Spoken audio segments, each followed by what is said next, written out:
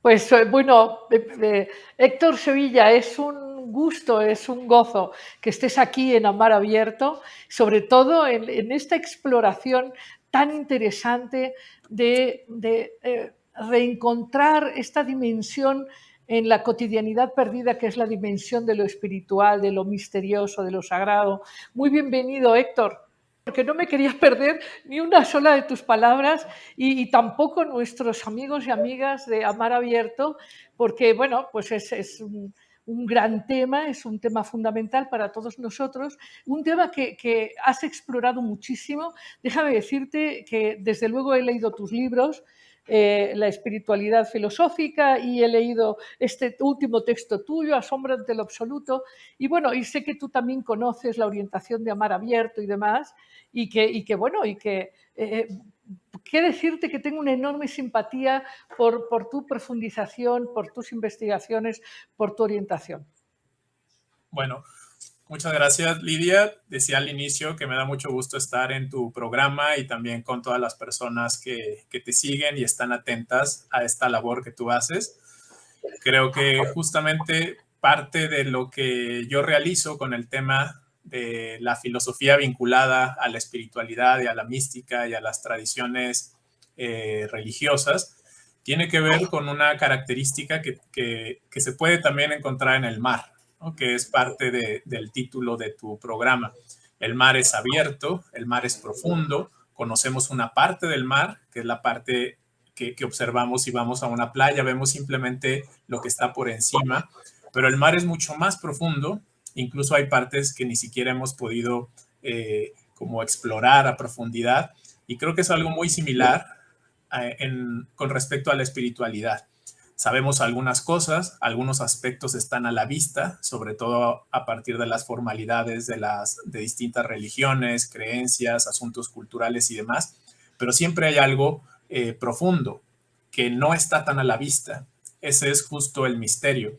Y no necesariamente todas las vivencias religiosas se conectan con la vivencia mística. La vivencia mística es justo entender que hay algo que no está necesariamente accesible a nuestra cognición, que está no a la superficie, sino en la profundidad.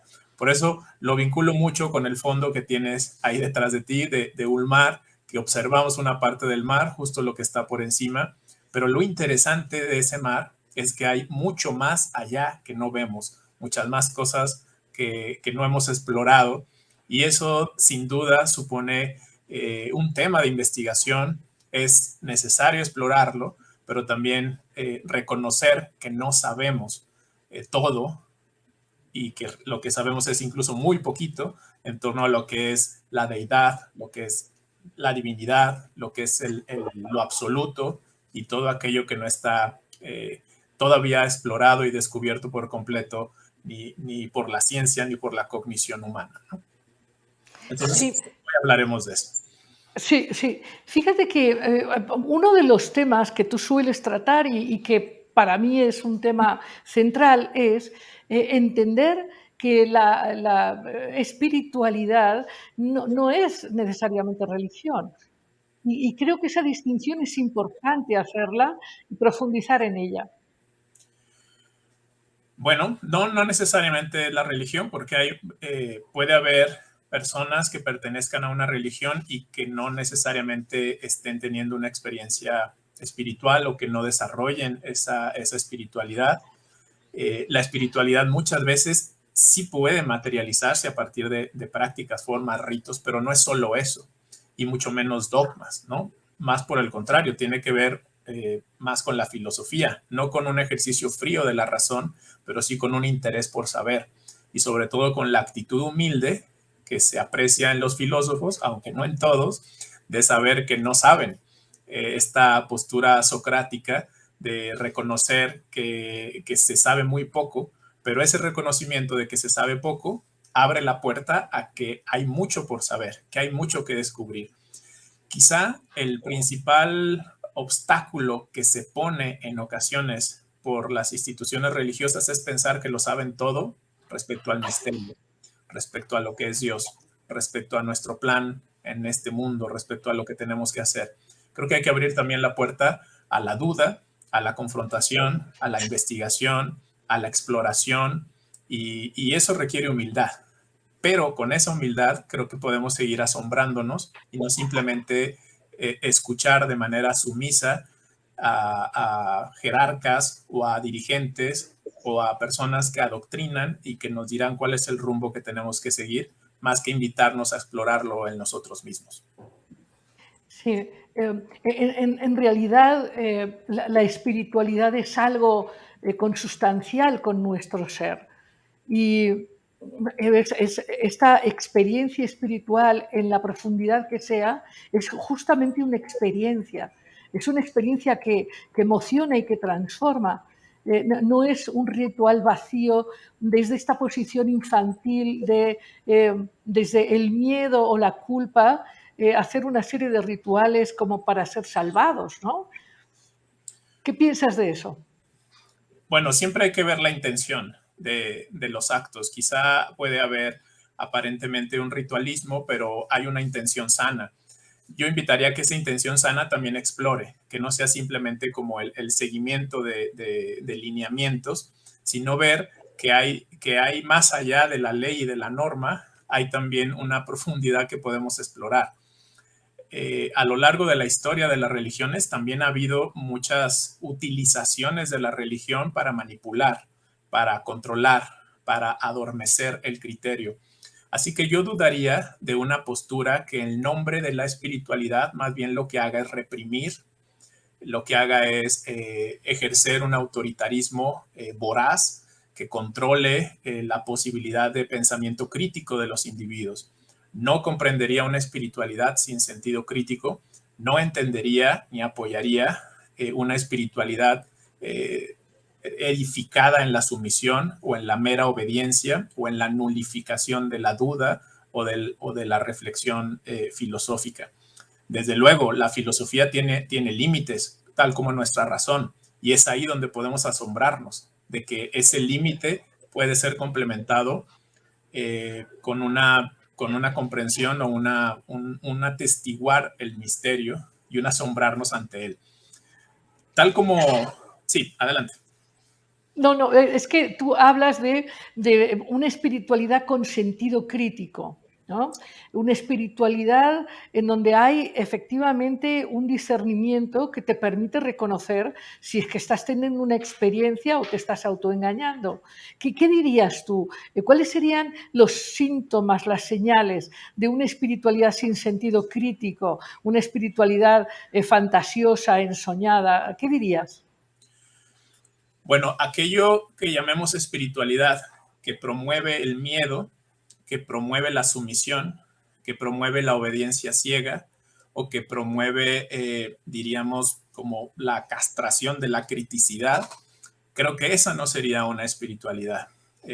Me parece que, por otro lado, quien hable de una vivencia espiritual que solamente se detiene en la emocionalidad, en el sentir algo agradable, bonito, luminoso, colorido, pero que no cambia a la persona, no genera conductas constructivas de promoción social, de beneficio común, de solidaridad, de empatía, de comprensión de la situación del otro, dudaría un poco, o quizá mucho, de la intención de ese tipo de vivencia, pero sobre todo el posicionamiento de superioridad que de pronto puede haber y que no está centrado en otra cosa más que en el ego, es decir, en el posicionarme por encima de los otros. Entonces, dudaría mucho de estos portadores de la verdad absoluta, de estos gurúes que responden con fórmulas de pronto casi matemáticas a lo que las demás personas deben hacer, muchas veces sin comprender las situaciones de su vida, o más aún que el nombre de la espiritualidad o de la religión se exija pago, dinero y demás circunstancias que llevan al enriquecimiento de algunos individuos en nombre de una supuesta fe. Todo eso tiene que ser confrontado, tiene que ser denunciado, tiene que ser revisado, confrontado, porque hay mucho sometimiento. Y desde luego los seres humanos, las personas en Latinoamérica y en muchas partes del mundo, buscan algo que los consuele, algo que los guíe. Pero debemos tener cuidado de que ese consuelo no suponga una postura de esclavitud ideológica o una postura de simple adoctrinamiento. A la vez, necesitamos también consolarnos en la empatía y en la colaboración con los demás y redescubrir nuestra capacidad crítica para guiarnos también a nosotros mismos y no solo esperar que un pastor nos tome como oveja y nos lleve por el camino que elija. Sí. Desde luego apuntas a temas que nos son lacerantes. Hemos vivido en Latinoamérica y vivimos todavía esta como incapacidad de asumirnos como poderosos y capaces de propias decisiones, de propio análisis, de propias experiencias. Esta posición que busca no solo en el ámbito de lo religioso o de lo social, sino que en la mayoría de los ámbitos, aún en la empresa, en la sociedad en general, que busca ser rescatados por papás poderosos, ¿no? Y coincido plenamente contigo y creo que eso es una corresponsabilidad, por un lado, de quienes, copiando viejos modelos patriarcales, autoritarios, salvadores, es responsabilidad, pero también de quienes no quieren asumir la responsabilidad de su propio desarrollo, de su propia capacidad de crecimiento, sus disciplinas que, como tú dices, los van a llevar a transformarse y ser personas más cálidas, más íntimas, más corresponsables, más humanas, ¿no? Sí, y creo que lo central en la vivencia espiritualidad es una disposición a lo desconocido y una disposición a la incertidumbre, porque la deidad, más que Dios, la deidad no es un concepto ni es algo que esté adecuándose a nuestros mecanismos racionales, es algo metacognitivo, o sea, es más allá del conocimiento, es translingüístico, es más allá de lo que podemos expresar con nuestro idioma, es transsensorial, es más allá de lo que podemos sentir con nuestros sentidos y sensaciones. Entonces, justo de ahí derivaría entonces el término de transpersonal. Y ahí es donde entonces entramos en algo muy agudo, porque el hecho de que sea transpersonal no necesariamente implica que la deidad sea antropomórfica, es decir, que tenga forma, modo, costumbre, pensamientos, sentimientos de manera humana. Eso yo creo que hace una diferencia en la estatura de la vivencia espiritual de las personas. Creo que el encontrar que Dios no es Dios, sino la deidad, es un paso muy significativo. ¿Cuál es la diferencia entre Dios y la deidad? Bueno, Dios tendría que ver con las... Yo acá tengo el micrófono encendido y no hay nadie, creo que se escucha algo por ahí. Te oigo bien, te oigo bien. Dios serían las representaciones culturales y los maquillajes que hemos puesto a la deidad. Y ahí es donde entran las religiones, cuando comienzan a decir Dios es tal cosa, o Dios es esto, o Dios dice esto, o Dios aquello. Ahí es Dios, es cuando entra como el elemento humano. Pero cuando quitamos todo ese conjunto de representaciones, simbolizaciones, constructos o apreciaciones sobre lo absoluto, entonces lo que queda es la deidad, ¿sí? La deidad queda vacía de esas representaciones. Y es justo de lo que hay que asombrarnos, de que aquello que pensamos que es Dios es una representación de la deidad, pero la representación nunca es lo representado, está más allá de eso. Completamente, completamente. Es ir más allá de todas estas concepciones que son solo concepciones, no son para nada la cosa en sí, ¿no? Entonces, es interesante ver que efectivamente la espiritualidad es el ser mismo que está también en todas las cosas, las conocidas y las desconocidas, que como tú dices, son muchísimas, ¿no? Es decir, no podemos imaginar siquiera estos territorios de lo desconocido que asombran profundamente. Recordarás que nos está acompañando aquí Abraham Herschel. Sé que para ti es uno de los muchos que has investigado y sé que has investigado muchos místicos de Oriente, también de Occidente, pero Abraham Herschel te ha causado una forma de simpatía por esta mirada sobre el misterio, esa posición mística que ha tomado a partir también de muchas experiencias, no solo de su tradición, sino de su vivencia.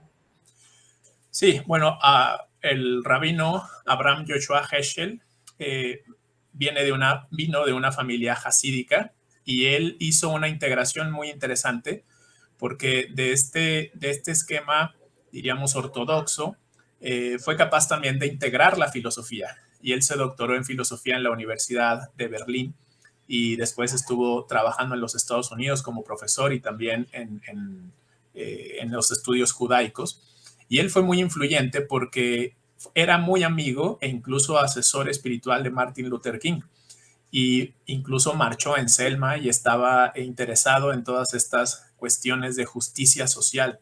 Ahí tenemos un buen referente de cómo la espiritualidad no necesariamente es alejarse, sino inmiscuirse, involucrarse, interesarse, empatizar en la situación que viven los oprimidos, los afligidos, y entonces también colaborar en eso. Él también hizo una gran labor de diálogo entre el judaísmo y el catolicismo. Incluso fue invitado a concilios en la Iglesia Católica. Y eso es muy significativo, es representativo de este interés de sí conectar con otras religiones, pero no a partir de lo religioso, sino a partir de la espiritualidad. Cosa que no ha sucedido necesariamente en la historia de la humanidad, donde vemos tantos enfrentamientos a partir de los credos, guerras religiosas, que sería como un asunto pues absurdo, ¿no? Visto en cuanto a la finalidad de la religión, pues no necesariamente tendría que ser generar guerras o tratar de estar venciendo al otro a partir de lo que cree o no cree. Entonces, Heschel es alguien que mostró una espiritualidad que también se lleva en el día a día y que yo diría, eso nos invita a que cada uno de los que nos escucha reconsidere su posición en cuanto a la espiritualidad, que no piense o que no crea que es algo exclusivo de algunos, que reflexionar sobre estos temas solo le corresponde a los presbíteros o a los pastores, no, es algo que corresponde a todos los seres que existen, que viven y que tienen interés en explorar no solamente una de sus dimensiones, sino la parte sustancial de su entidad, ¿sí? Creo que la maravilla no es algo que tengamos que buscar, la maravilla nos envuelve, está alrededor de nosotros. Heschel justamente pensaba que Dios no está, o la deidad no está en un lugar, no está en un espacio físico, sino que nosotros estamos en su ámbito, en su ambiente, en lo que es Él. Es decir, todo lo que hay a nuestro alrededor nos habla también de algo más. Pero hay que saberlo ver. Sí, por cierto, bueno, como comentaba yo al principio, bueno, tenemos místicos quizás no tan conocidos como Bruno, que explicaba claramente cómo todo está lleno de Dios, y a mí personalmente me parece importantísimo rescatar la idea de que nuestra propia esencia es en sí misma espiritual. Y tenemos Héctor, muchísimos comentarios del público, cosa que nos entusiasma mucho, para ver qué nos preguntan y que podamos también interactuar con ellos. Entonces, Edgar nos va a decir con voz alta qué es lo que están comentando nuestros amigos. Sí. Sí, ya hay algunos comentarios de la gente que está escribiendo aquí en nuestras redes sociales oficiales. Jorge León Morales manda saludar al programa y felicita también al mismo. Arwen Lore dice muy buenas noches, saludos. Penélope Jaro dice felicidades por tan maravilloso invitado. Julia Pérez dice buenas noches desde Barcelona. Margarita Padrón Carrillo dice muy buenas noches, saludos desde Cuernavaca, Morelos, México. Michelle Céspedes saluda y dice que se escuchan bastante bien los dos. Margarita Padrón dice, muy buena noche, maestra Lidia, su comentario sobre la reminiscencia me hizo recordar una frase de Platón, sois dioses y los habéis olvidado, ¿cómo vivir para recordar y levantar el velo de ese misterio profundo en esta tan agitada y saturada vida de materialismo y control? Pregunta, Citlali nos manda a saludar, dice que está súper bien el formato del día de hoy. En YouTube también algunos comentarios, dice María Teresa Sánchez, ¿qué tema tan profundo está tratando hoy, maestra? Siempre nos sorprende y nos asombra. Felicidades por el distinguido invitado y excelente, saludos al excelente escritor, el doctor Héctor Sevilla. Son algunos saludos y algunas preguntas que han hecho. Kai Valenzuela dice, la espiritualidad está dentro de nosotros, Dios vive en nosotros y en todo lo creado. Hoy en día la espiritualidad es la esencia del ser humano, es lo que comenta Gaby Valenzuela hasta el momento. Muy bien, ¿qué les dices, Héctor? Bueno, fueron varios elementos, pero yo creo que a una de las preguntas que estaba ahí de cómo hacer, yo diría saltar los recetarios para empezar, ¿no? Que no necesariamente hay un modo de hacer que sea igual para todos, pero yo creo que sí, el primer paso en todos los casos es redescubrirse uno mismo. Esto porque en medida que hay una conexión con lo que realmente queremos, no con lo que creemos querer, en la medida en que hay una ubicación de nuestra propia historia, no con la negación de la misma, es como podemos también encontrar esa conexión con algo más, a partir de la conexión con los otros. Yo diría, el primer paso para la conexión o la reconexión o la conciencia de la conexión con lo absoluto es la conexión consigo mismo. Entonces, creo que por ahí podría ir un primer punto de partida. Sí. Sí, quizás el tema es que en este condicionamiento tan grande de este paradigma que ahora está cambiando, el paradigma del exitismo, del logro, esta manera de vivir en competencia, en este paradigma de vivir en insuficiencia, hay justamente un fenómeno de separación muy grande que hace que se genere una especie de distracción perpetua, en donde lo que olvidamos es la trascendencia del sentido de la vida.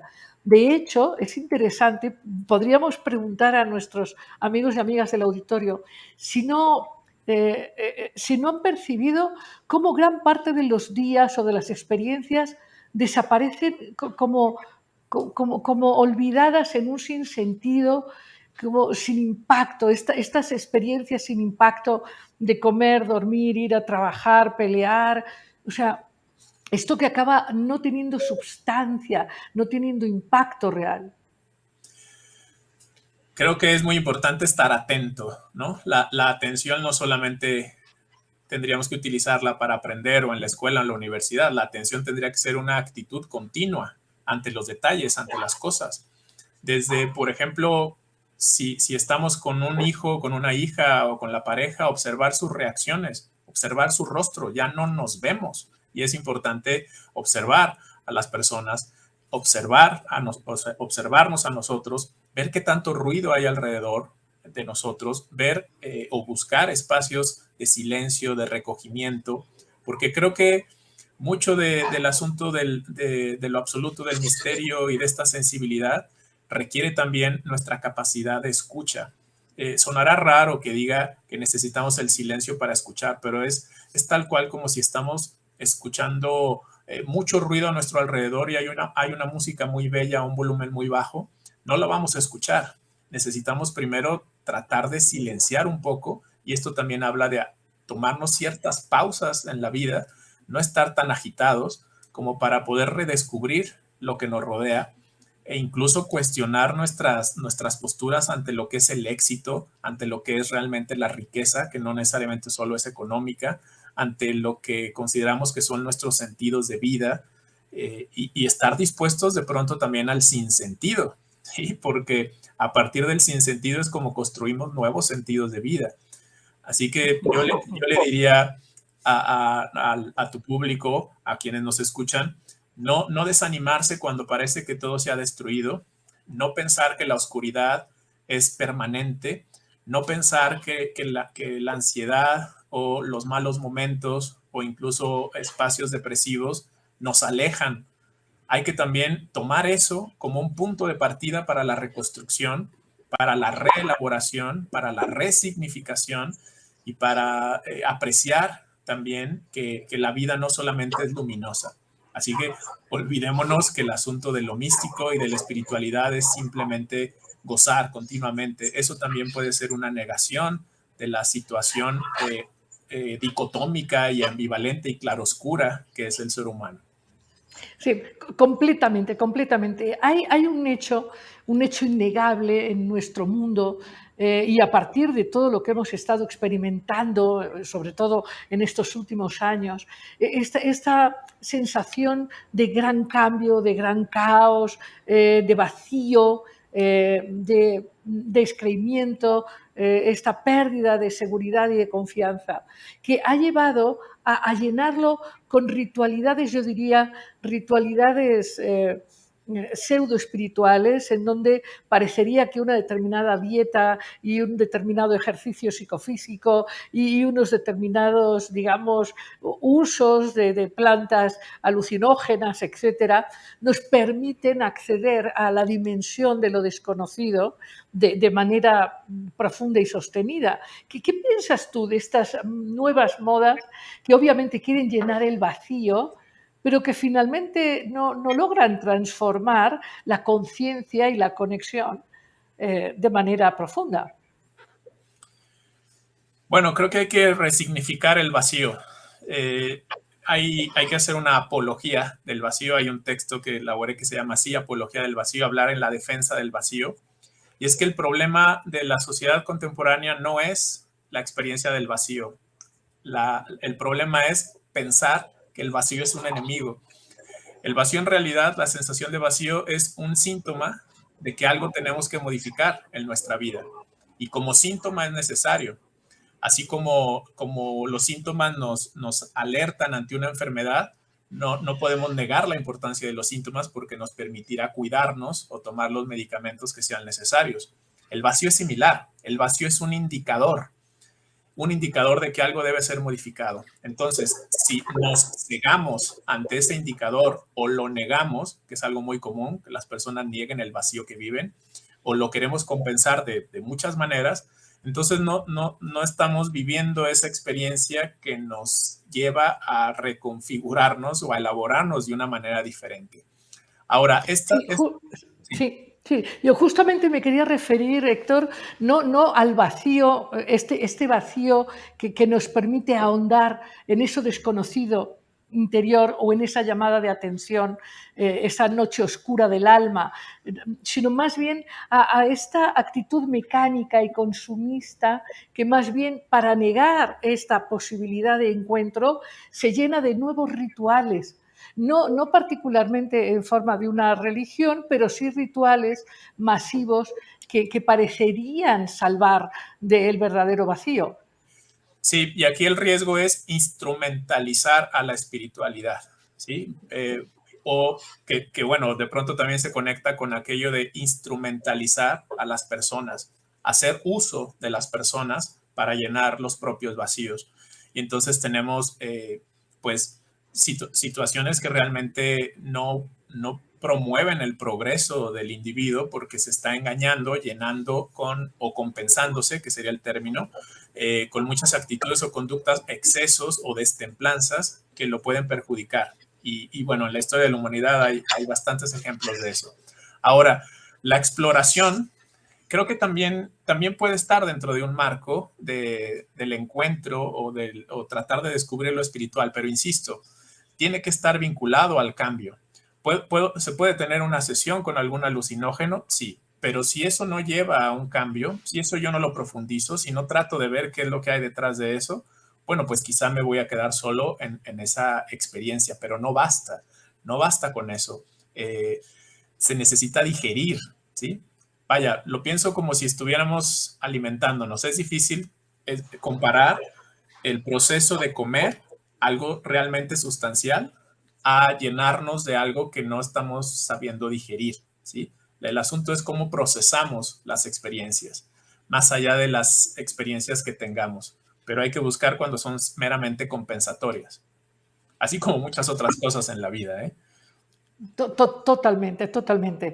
De hecho, yo diría que se trata básicamente de tener una posición adulta y activa en búsqueda justamente de lo más alto posible en cada uno. Pero en tu libro hablas de 8 aproximaciones 8 aproximaciones hacia lo absoluto, para asombrarse. Y hablábamos de proponer el atrevimiento del asombro. Háblanos de esas aproximaciones a lo desconocido. Sí. Háblanos del patos, por ejemplo. Muy bien. Una vez que ha sucedido el asombro, en lo que se explica en ese libro de Asombro ante lo absoluto, que ahí lo tienes tú, que está acá también, de Editorial Kairos, son actitudes que se derivan del asombro. No son caminos para el asombro, sino más bien lo que el asombro detona o lo que el asombro genera una vez que nos permitimos asombrarnos. Y un primer camino es la experimentación del patos de lo divino. El patos tiene que ver con la emocionalidad. Es justo el camino que siguió Abraham Heschel, ¿sí? Y para él, una espiritualidad sin filosofía podría caer en el fanatismo. Esto es algo muy importante, ¿sí? La espiritualidad debe estar también mediatizada por un ejercicio racional, pero también con una sensibilidad hacia aquello que se crea que Dios solicita. Y ojo con eso, la suposición de que conozco la voluntad divina no implica que la imponga a los demás. Tiene que ver más con una pregunta individual, es decir, como el descubrir lo que se espera de mí, no tanto el yo comenzar a decirles a los demás lo que se espera de ellos. Eso tiene que ver con la primera de las actitudes. Sí, de hecho, de hecho hace un rato comentabas la importancia de soltar el ego como primer paso, soltar el ego, soltar la necesidad de ser más y mejor que nadie, de decirle a los demás lo que tienen que hacer, ¿no? O sea, actuar desde la responsabilidad de ser yo, ¿no? El que asuma pues estas elecciones o decisiones. Hay muchos comentarios del público, Héctor. Vamos a ver qué es lo que nos quieren decir. Sí, sacamos una pregunta en Facebook que dice, ¿qué es la espiritualidad para ti? Y muchos comentarios acerca de esto. Dice Julia Pérez, la superación y comprensión de los problemas cotidianos. Eso es lo que significa la espiritualidad para Julia. La introspección, dice Susana Salgado. Citlali dice, para mí es considerar otro plano dentro de nuestra existencia. Es conciencia de nuestra conexión con el todo, dice Penélope Jaro. Carla Camuncita dice, estar en conexión con quien realmente soy. Es la conexión directa con la conciencia, dice Servas Nanakutsi. Gaby Valenzuela dice, una forma de espiritualidad es inhalar y exhalar, ir a lo más profundo de tu ser, reencontrarte con tu propio Dios. Dicen otros comentarios, muchas gracias Héctor por los comentarios. ¿Cuál es el origen del fanatismo y por qué tiene tanto poder? Es una de las preguntas que le hacen al invitado.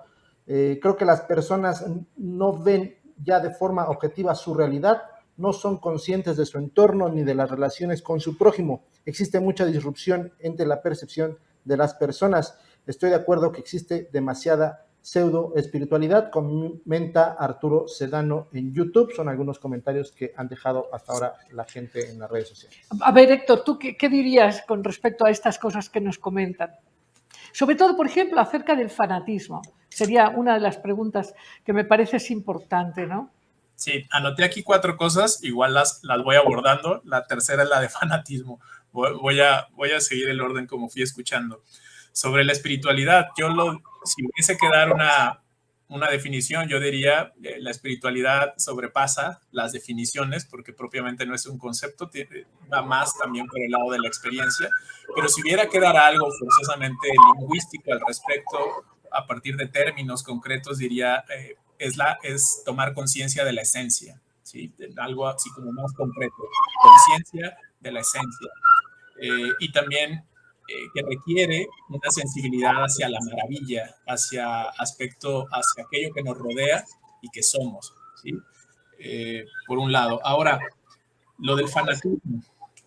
El problema con el fanatismo es que es sencillo seguir a quien nos dice que posee la verdad. Creo que el fanatismo se cimenta o se edifica a partir de cierta apatía por la confrontación o por la duda. Es más fácil seguir que construir caminos, porque los caminos que uno tiene que seguir no han sido transitados por nadie. Uno los tiene que hacer, ¿no? Como va la frase de caminante, no hay camino, se hace camino al andar. Eso es más difícil, ir quitando la maleza y toda la podredumbre que hay ahí, a veces incluso en nuestra propia psique. Eso es más difícil que simplemente seguir a alguien que se posiciona y nos dice cuál es la verdad y cuál es el camino. De ahí el fanatismo, porque luego se encumbran a esos supuestos líderes, digo supuestos porque para mí no lo son, y entonces la persona comienza a creer incluso que su salvación o su bienestar futuro en otra dimensión depende de su obediencia ciega a este individuo. Y ese es el punto de partida del fanatismo. Y luego, peor aún, y esto es un elemento muy sociológico, hay también una cuestión gregarista o de como enfrentamiento de grupo. Es decir, a quien no cree lo mismo que yo, entonces se vuelve un enemigo y se justifica que lo lastime. Ahí estamos ya en un fanatismo atroz.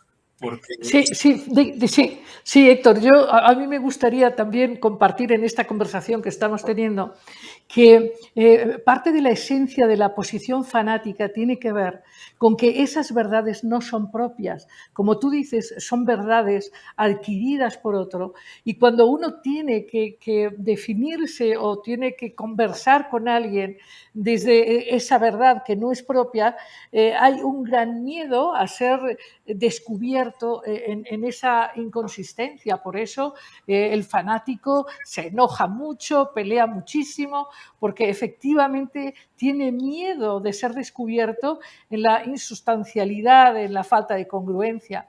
Y un tema con respecto también a qué es espiritualidad, a mí me gustaría compartirte que para mí es importante sentir que espiritualidad es tener una relación viva y sentida con todo lo que es. Y en ese sentido apuntar a lo que tú comentabas, de que la espiritualidad tiene que ver con estar abierto, esto que hablamos de amar abierto, estar en contacto con uno mismo y con lo otro, aún con eso misterioso, con Dios a todo lo que es. Bueno, es una manera de decirlo, ¿no? Pero cuando en tu vida habita eso, habita y hay una conexión con eso, yo creo que ahí es una espiritualidad realmente sentida. Sí, pero estás de acuerdo, ¿verdad? Sí, coincido en eso. Ahora, hubo otra pregunta que decía de que no vemos las cosas de forma objetiva y cómo hacerlas para ver de forma objetiva. Aquí voy a tener que responder que no hay manera de verlas de manera objetiva. Quizá Claro. no voy a satisfacer esa intención de la pregunta, pero más bien la invitación es a ubicar que siempre partimos de la subjetividad. Y aquí la mala noticia es que no hay una objetividad absoluta que podamos poseer.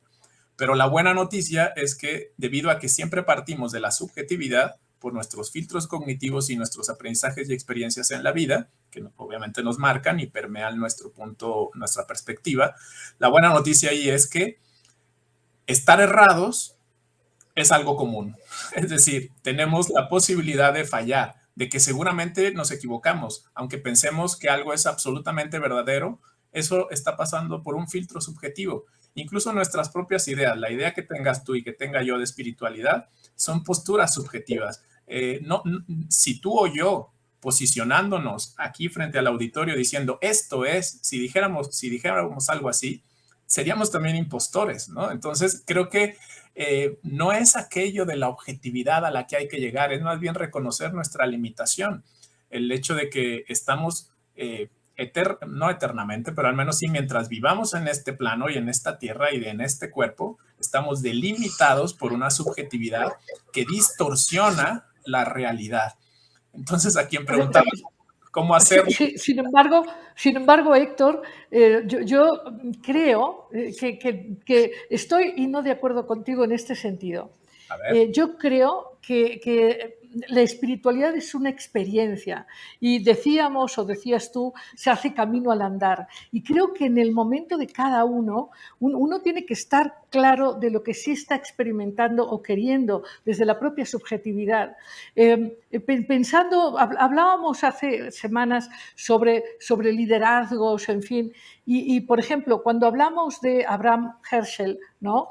Hablamos de alguien que tuvo un convencimiento suficiente como para apostar por su mirada subjetiva, pero una mirada que enriquece al ser compartida, sin que signifique imponer, ¿no? Pero creo que también es importante poder apostar por la propia integridad a la hora de compartir con otros cuál es la propia mirada, en la Exacto, que otro se puede reflejar o no. absolutamente. Siempre recalcando que es la propia mirada. Por eso cuando hablamos de qué es la espiritualidad, tanto tú como yo dijimos, yo creo que es esto. Ajá. Yo lo veo así. Y justo ahí está el lado subjetivo al que refería y que es irrenunciable.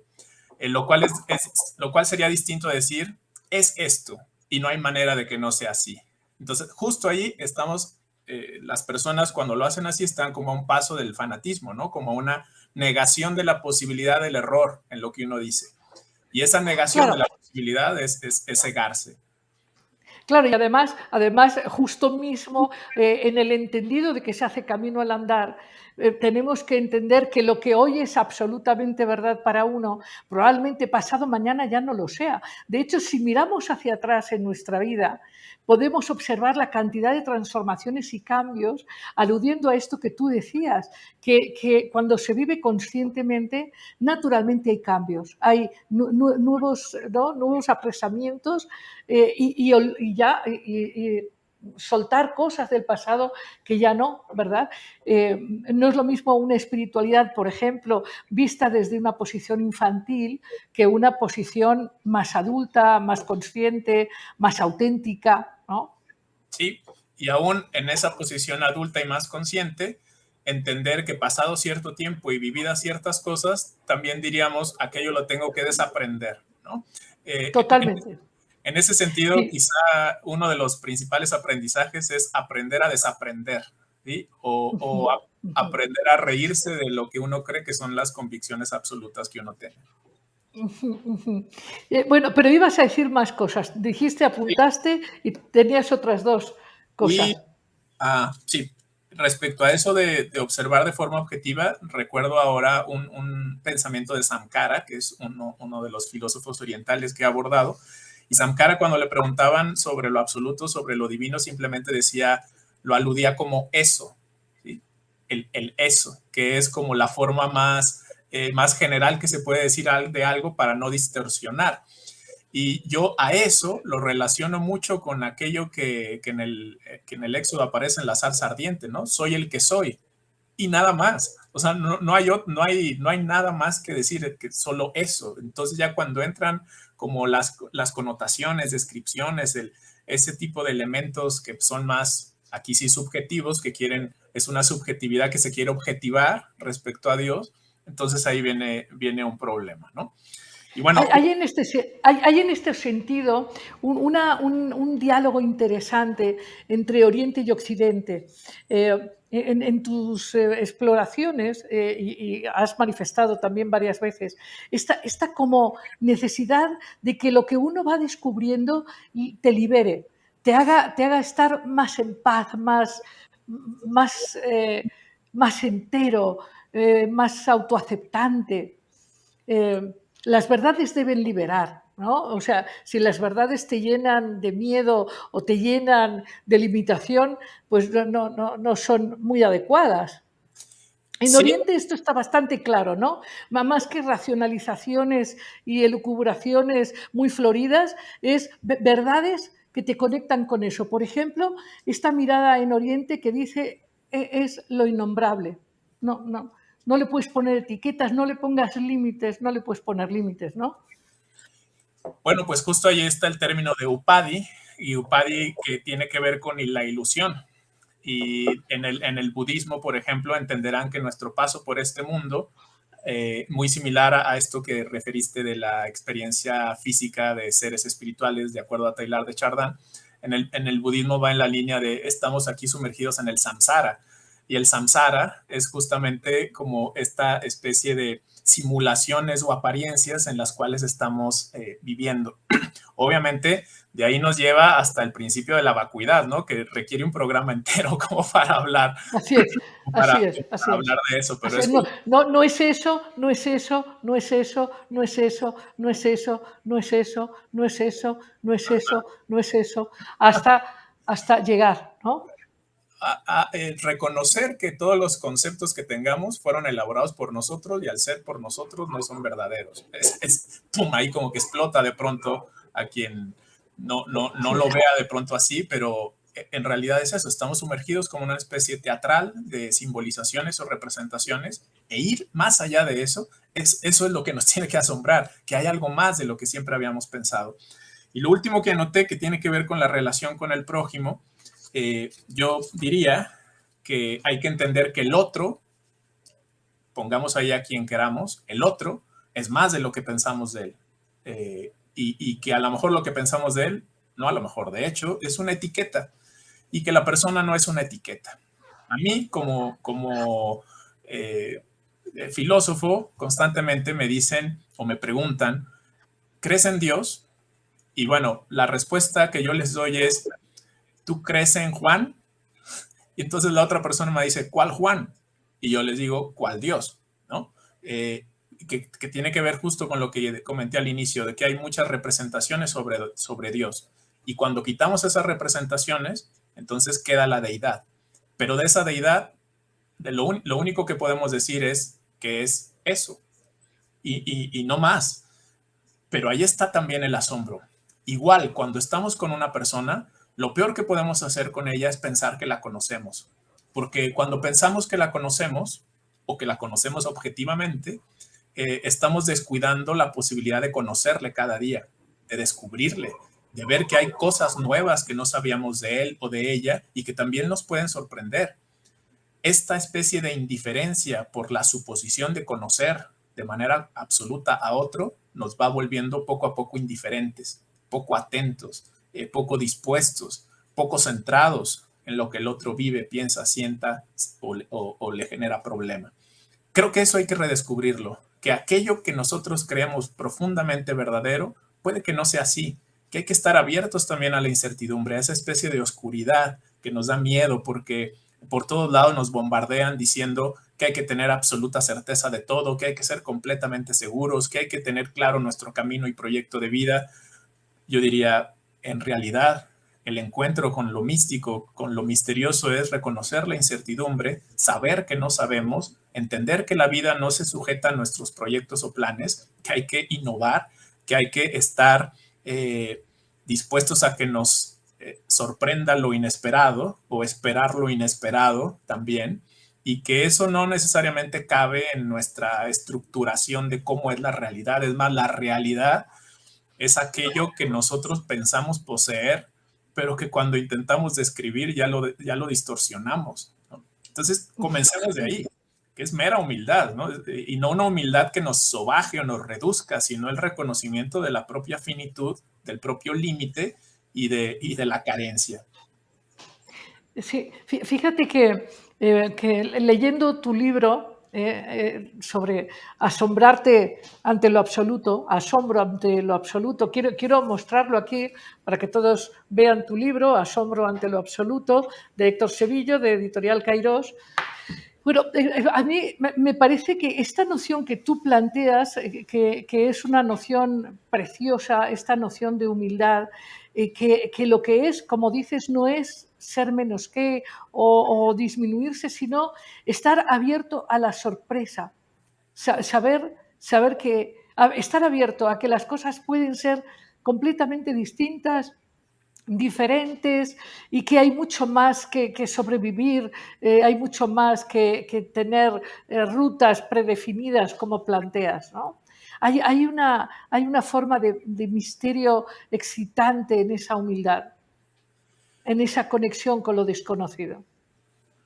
Sí, incluso a llegar a algo que el maestro Eckhart, que fue un dominico, un gran místico, decía respecto a Dios, que es aceptar que no se le conoce, que habita en un templo vacío y que en esa línea creo que lo mejor que podemos decir respecto a él es que no se le conoce, porque aunque suena raro, cuando decimos lo conozco y sé quién es, lo hemos vuelto un concepto.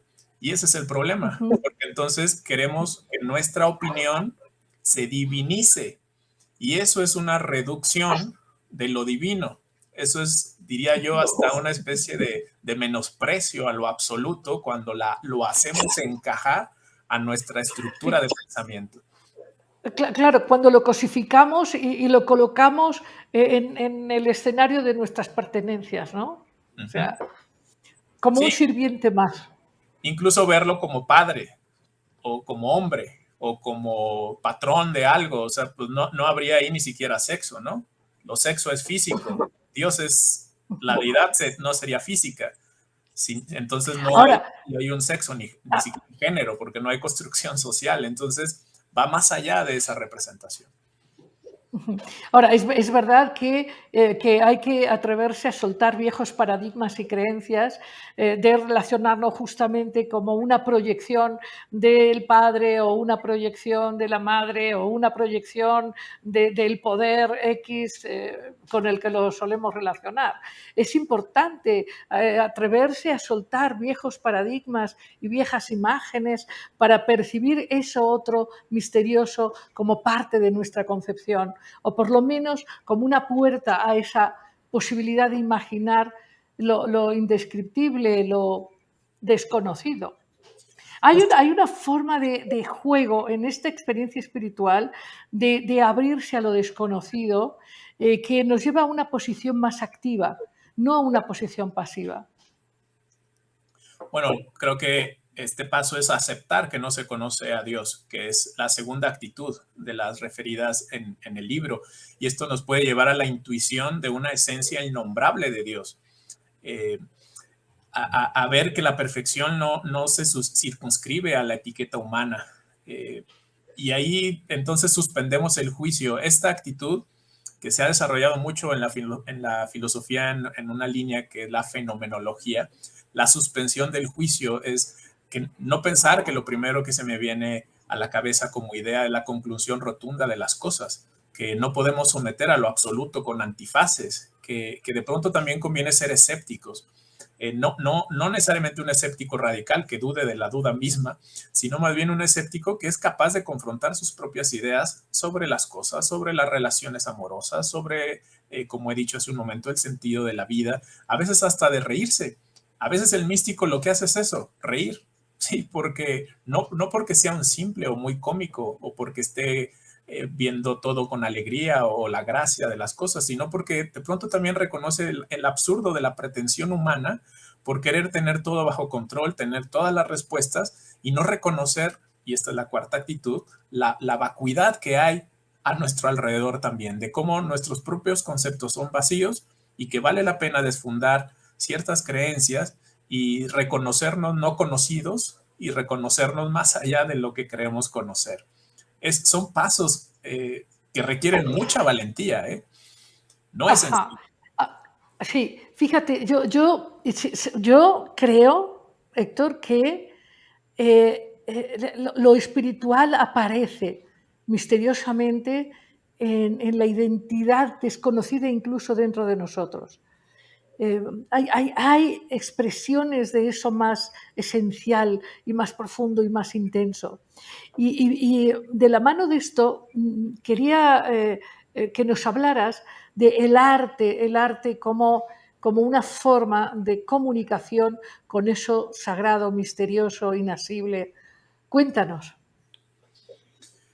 Bueno, la expresión mediante el arte es la octava actitud que se desprende del asombro y que, bueno, el artista, ya sea cualquiera que sea su arte, intenta plasmar una representación que está en él. Yo no diría solamente en su mente, sino que lo ha dejado tan absorto que necesita representar, ya sea musicalmente, esculturalmente, textualmente o con colores, aquello que para él representa algo. El artista, como yo lo entiendo, es una persona que está dispuesta a la conexión con algo indescriptible, que lo inspira. En la antigüedad se hablaba de las musas, por ejemplo, que llegaban y te hablaban y que eran parte importante de la inspiración. Obviamente la inspiración también puede explicarse en un sentido psicológico, neurológico, pero tiene que ver también con esta apertura a lo desconocido. El artista, cuando realmente está creando, está en una actitud de fluidez que va muy en la línea de lo que mencionaste. Cuando hay esta apertura y hay esta disposición, vienen también estos momentos creativos en donde plasmamos algo que estamos creando. Y eso es lo interesante en el arte, que uno lo crea. Te estás volviendo creador de algo que no estaba. Es un símil de Dios, ¿no? Si acaso es creador, el artista al crear está imitando también esa posibilidad. Sí, y diríamos que el nivel de conexión que logra el artista hace que los destellos de eso misterioso nos conmueva y conmueva esa esencia en nosotros. Lo digo porque esta búsqueda de lo misterioso sí tiene como señales en el mapa de la vida, y esas señales tienen que ver con la belleza, con la compasión, con el amor, con el sentido del humor. Y el espectador también necesita sensibilidad para captar eso en la obra, ¿sí? Es cierto que hay es la gran discusión de si la belleza está en la obra o si la belleza está en la observación que hace el espectador. Pero pensemos que la obra es el detonante, es el punto que detona, es el objeto que detona. Pero la persona también requiere sensibilidad. De nuevo hablamos de atención, disposición, para encontrar en esa obra algo que haga un eco en él y que les reconecte con su propia espiritualidad o con su propia sensibilidad. Creo que es lo mismo en lo que nos rodea.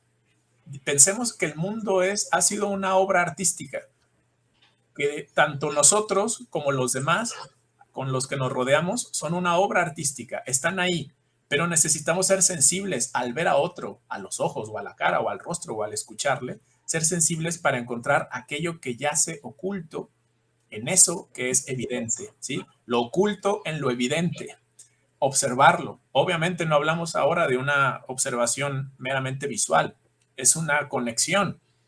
También la podemos hacer con el otro, porque en sentido estricto, cada individuo que nos topamos es también una obra, y somos obra de nosotros mismos. Cuando tú, cualquiera observa a otro con sensibilidad, puede ver más cosas, descubrir más cosas que si lo hace sin atención, que si lo hace simplemente porque se topó con otra persona.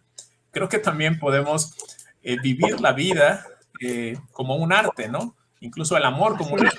Ya lo diría Erich Fromm, ¿no? Amar como arte. Y Erich Fromm pensaba que la sensibilidad también requiere trabajo, que no es solamente que de pronto llega, sino que hay que ser disciplinados. Pienso que también la espiritualidad, una espiritualidad sin disciplina, es algo muy esporádico. Yo no le llamaría espiritualidad, sería simplemente un oportunismo visceral con fines aparentemente transpersonales o trascendentales. Pero la espiritualidad como tal también requiere ejercicio, y ese ejercicio lleva a la mejora de la experiencia, pero no es gratuito. Es para todos, Sí, no es gratuito. sí. Estoy completamente de acuerdo, Héctor, y me gustaría saber, en estas disciplinas fundamentales del desarrollo de esos estados de conciencia que pueden percibir y conectar, ¿qué son estas disciplinas que tú piensas que son fundamentales para el desarrollo de la conciencia y la captación de lo real? De poner en duda eso real y tener intuiciones. Yo creo que eso real se comprende a partir de intuiciones, no no en todo el tiempo, sino como, no sé si llamarle chispazos o momentos, pero como intuiciones de lo metafísico que trascienden lo cotidiano y que son significativas porque son justamente estados a los que se puede llegar, pero no de manera permanente, porque moriríamos, ¿no? O sea, no lograríamos contener eso. ¿Cuáles son los caminos? Bueno, pues tenemos en principio una opción en la meditación. Hay que aprender a meditar, aprender a estar en silencio, aprender también a empatizar, a conectar, a buscar una orientación distinta, y también estar dispuesto al aprendizaje de otros, ver a los demás no como seres que nos estorban, sino como individuos que están ahí aportando un tipo de mensaje, es decir, hacer que el silencio mismo nos deje un mensaje. Es, creo yo, también un punto de partida para comenzar a ver más. En la idea de Ken Wilber, por ejemplo, de una conciencia sin fronteras, yo consideraría también que hay cierto límite y cierta frontera que podemos nosotros al pensar que no lo podemos hacer, ¿sí? La espiritualidad filosófica o el asombro ante el absoluto es algo que le pertenece como posibilidad a todas las personas. No pensar que solo los religiosos o los que viven una vida religiosa o los que pertenecen a una institución o los que hacen tal o cual labor de misiones o evangélica o proselitismo, que solo es para ellos, no es exclusivo, es una posibilidad y un derecho para todos descubrir la propia potencialidad espiritual. Yo diría, Héctor, que la espiritualidad es el tesoro más profundo de lo que somos, ¿no? Y a eso, como dices, a eso tenemos todos abiertas las puertas para encontrarlo. Pues yo recuerdo que tu libro tiene como título Asombro ante lo absoluto, por Héctor Sevilla, editorial Cairós, y está a disposición para todos los que quieran acompañarse con estas reflexiones tan extraordinarias y tan meditadas que ofreces en este texto. Ha sido un gran gusto, Héctor,